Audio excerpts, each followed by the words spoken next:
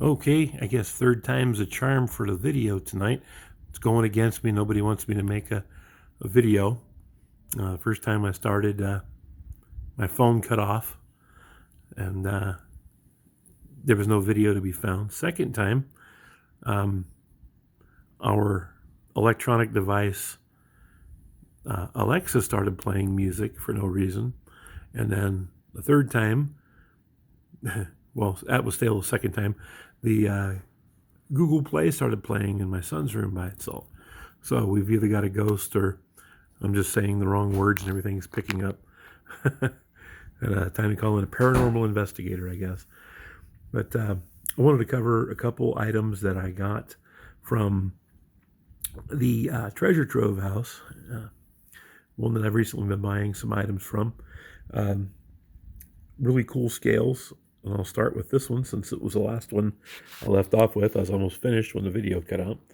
But this is an Eastman Studio scale.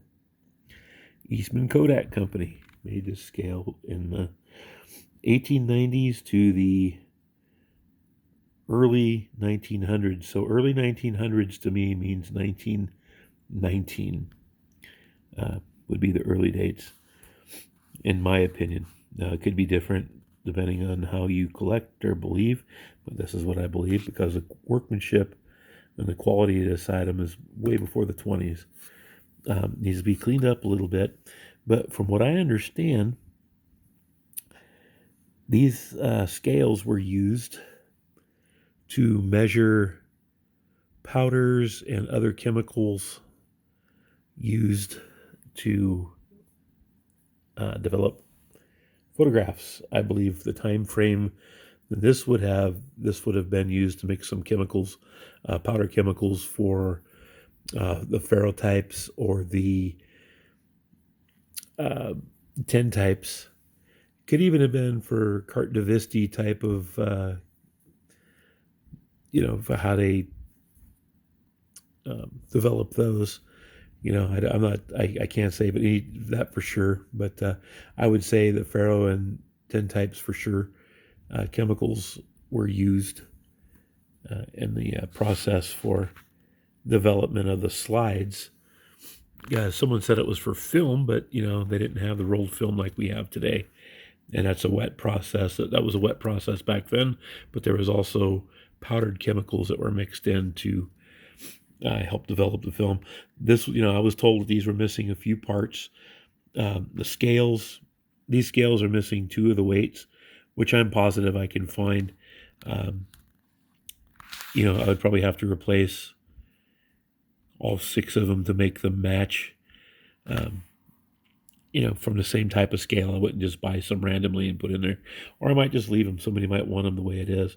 But this is really nice. It's 98% complete. The only 2% would be that.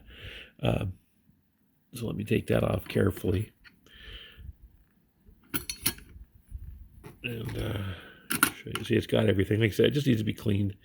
I had to put the balance beam back in it. But here's the box with the nice early metal handle, steel handle, and it just opens up into here. Now see, there could have been other pieces in here to hold other items for the scale, but everything that I've looked up shows the scale, as complete as it can be, missing those weights.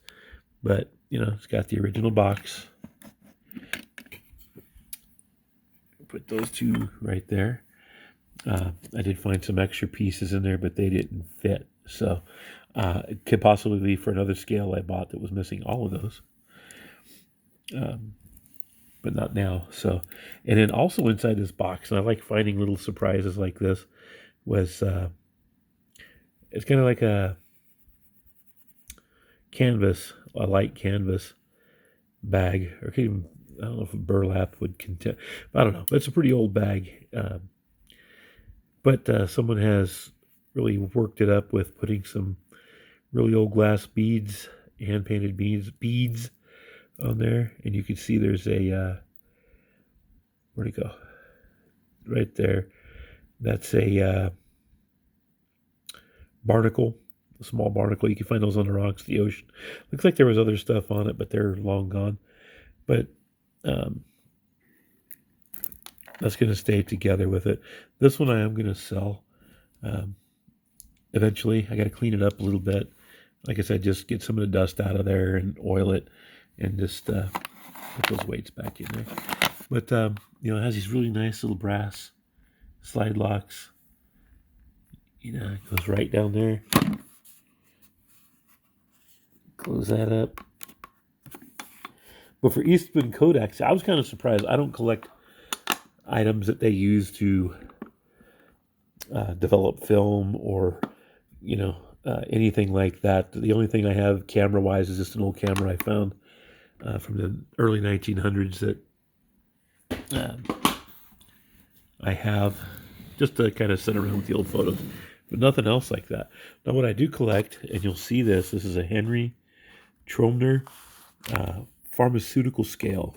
It's a very precision scale. It has some levels on the side here. Unfortunately, bringing it home, this piece popped off, but I came to find out, right there, I saved it so I can use it as an example. When you repair old wooden items, please don't use a hot glue. It doesn't work, and it just kind of messes up your item, takes the value away.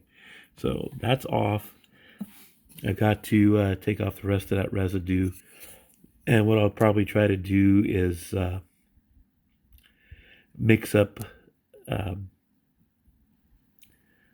some glue that was closer to the time period this was made.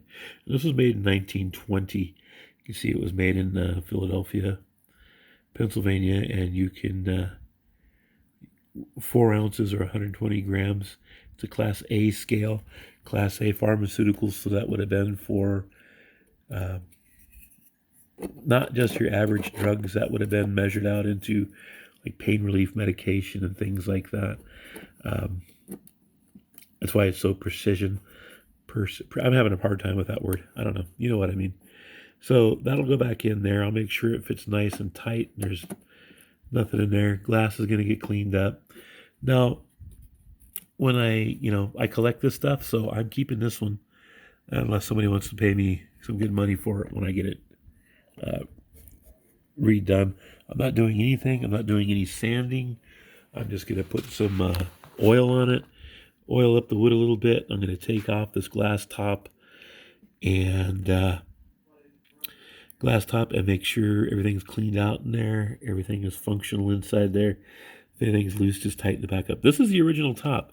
I was thinking for a moment, I've seen other examples where they had marble tops, but then these scales would have been on, that piece inside the glass would have been on top. If there's a solid marble top, you couldn't see through it, of course. But I believe that this had some, this had some little like brass tacks here that held this up, where you could probably actually lift this off and put your weights on. As you see, there's a space for some things here. I don't know too much really about it other than it's pharmaceutical, and this is the original glass for it. So it's missing the other plate that you see over here. It's missing that, but that can be found, or I can make one. It's just it just sits on there. They don't twist on, but I can get that fixed. Inside still looks pretty good, where get some of this green stuff off the brass so it doesn't damage it in the long-term age of keeping this. You can see on the end here there was a wooden cover that went over this, and there's like a key wine type of key that goes in there. But this is just so you can reach in with your hand and do the fine measurements when you're weighing out grams. But it would have been covered to keep dust out because of precision. And then you have your piece in front here that raises your scales. Raises them up to even it out. And like when you can see here, when you transport or store. It's not going to move around and mess up. Um, you let it down, releases the balance scale.